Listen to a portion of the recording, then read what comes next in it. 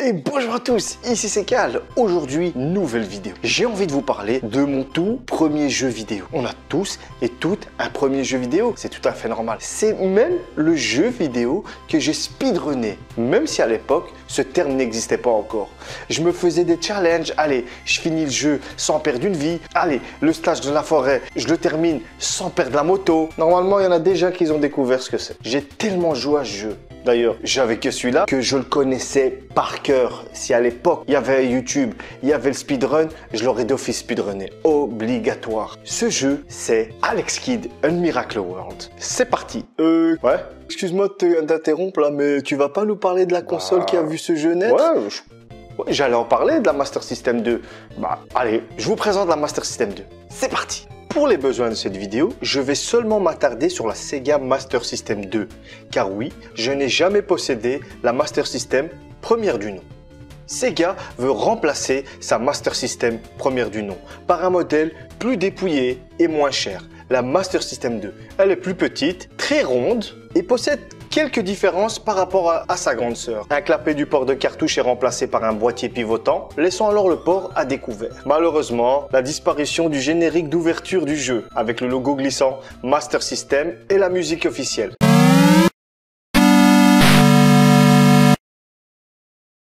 La diode témoin d'alimentation a été supprimée, le slot d'extension à l'arrière a été enlevé, un design revu par rapport à son illustré né, plus de bouton reset et un plus gros bouton pause sur la façade de la console. Il faut savoir que la Master System 2 s'est vendue en plusieurs packs, 6 packs pour être exact. Le premier que j'ai eu à l'époque, le pack Master System 2 tout court avec une manette, Alex Kidd A Miracle World qui est intégré à la console. Ensuite, la Master System 2 pack Sonic avec une manette et Sonic incorporé dans la console. Troisième pack, le pack Shinobi avec une manette, Alex Kidd A Miracle World intégré dans la console et Shinobi en cartouche physique. Le quatrième pack, la Master System 2 plus une manette, un Light Phaser, Alex Kidd A Miracle World toujours incrusté dans la console, ainsi que Operation Wolf en format physique. Avant-dernier pack, la Master System 2 Special Sonic, une manette, Alex Kidd incrusté dans la console, plus une cartouche de Sonic l'Hérisson. Dernier pack, la Master System 2 Mega Game, deux manettes, Alex Kidd A Miracle World toujours vendu avec la console, et une cartouche de Mega Game 1 contenant les jeux Columns, World Soccer et Super Monaco GP. Petite anecdote personnelle avant de continuer cette vidéo.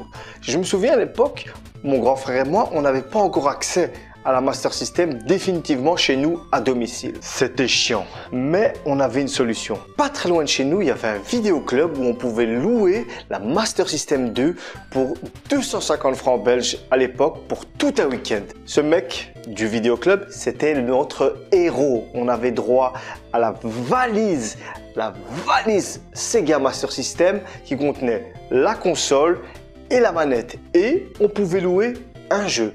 Au fur des week-ends, on a pu développer notre vidéothèque de jeux vidéo avec du Double Dragon, du Alex Kidd vu qu'il était dans la console, du Zillion, du Columns, du Golvelius, bref, j'en passe et des meilleurs. Et c'est grâce à ce mec du vidéoclub que moi, je suis devenu fou de la Master System. Un peu plus tard, on a économisé pour pouvoir s'acheter enfin cette dite console, la Master System 2. Maintenant qu'on a parlé de la console, il est temps de parler d'Alex Kidd. C'est parti. Alex Kidd A Miracle World. Rien que d'en parler, ça me rend nostalgique et ça fait du bien. Ce qu'il faut savoir sur Alex Kidd, c'est qu'à la base, c'était la mascotte de Sega avant Sonic. C'est un personnage qui a été créé par les développeurs de Sega, Kotaro Hayashida et Reiko Kodama. Et tout ça pour concurrencer Mario. Mais ce qu'il faut savoir aussi, c'est dans la seconde moitié des années 80, Alex Kidd a pris la place d'une autre mascotte, Opa Opa, une sorte de petit vaisseau avec des ailes qu'on retrouvait dans le jeu Fantasy Zone. À l'époque, elle était la mascotte officielle de Sega. Intéressons-nous au personnage d'Alex Kidd. Nous sommes dans les années 80 et les films d'arts martiaux sont à la mode. Il est donc décidé que notre héros sera un champion d'arts martiaux. Pour son design, on peut remarquer qu'il est mi-enfant, mi-singe. Cela doit déjà vous donner un petit indice sur les inspirations d'Alex Kidd. Effectivement, il s'agit de Son Goku de la série Dragon Ball. ils ont quelques traits en commun. L'habit rouge, les arts martiaux, le fait que tous les deux soient orphelins et ce côté glouton que l'on peut apercevoir à la fin de chaque stage où l'on peut remarquer qu'Alex Kidd mange un hamburger pour la version européenne et américaine et une boule de riz pour la version japonaise. Parlons du gameplay. S'il y a bien une chose à dire, c'est que le gameplay de Alex Kidd in Miracle World est unique. À la fois un jeu de plateforme avec un zeste de RPG. Car oui, durant toute votre aventure, vous pouvez récupérer des petits sacs d'or pour acheter divers items comme la bague qui permet de lancer un projectile, la canne qui vous permet de voler, ainsi que le petit paquet cadeau qui rend invincible Alex Kidd pendant un certain temps. Il faut savoir que ce qui rend Alex Kidd in Miracle World original, c'est ses combats de boss. Effectivement, Ozale Kota a décidé de rendre des combats de boss uniques en utilisant le Janken ou le pierre-papier-ciseaux. Car oui, il faut faire 3 parties de pierre-papier-ciseaux pour pouvoir battre son adversaire.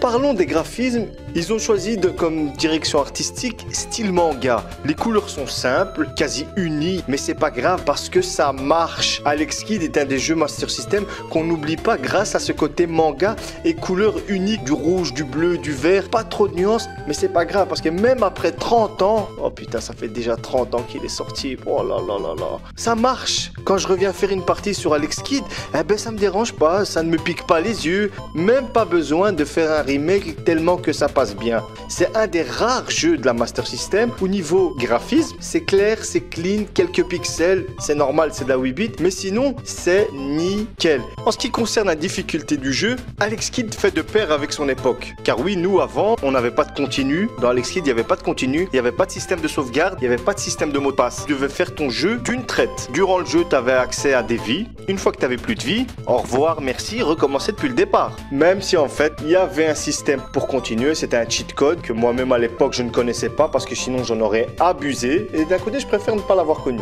C'était simple, fallait faire une manipulation. Je l'ai appris d'ailleurs en faisant des recherches pour la vidéo. Tu maintenais en haut, tu devais appuyer 8 fois sur le bouton 2.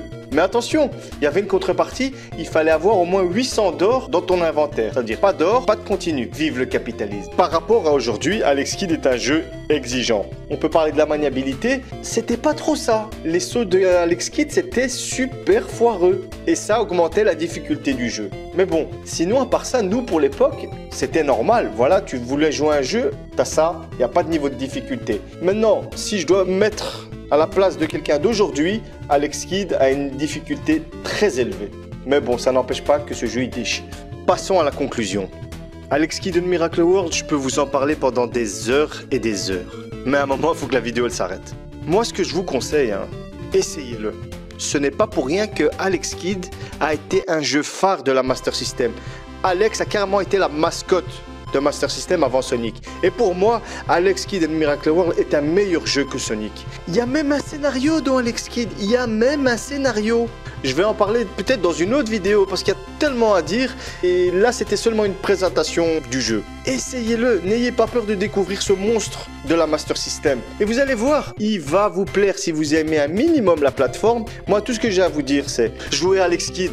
Merci d'avoir regardé cette vidéo. J'ai pris beaucoup de plaisir à la faire. N'hésitez pas à me laisser des commentaires et à me dire si vous connaissez Alex Kidd ou si vous l'avez découvert. Moi, c'est mon jeu rétro préféré. N'hésitez pas à vous abonner, à laisser un commentaire, à liker et à partager cette vidéo si elle vous a plu. Moi, je vous laisse. J'ai d'autres jeux à les tester. Ciao!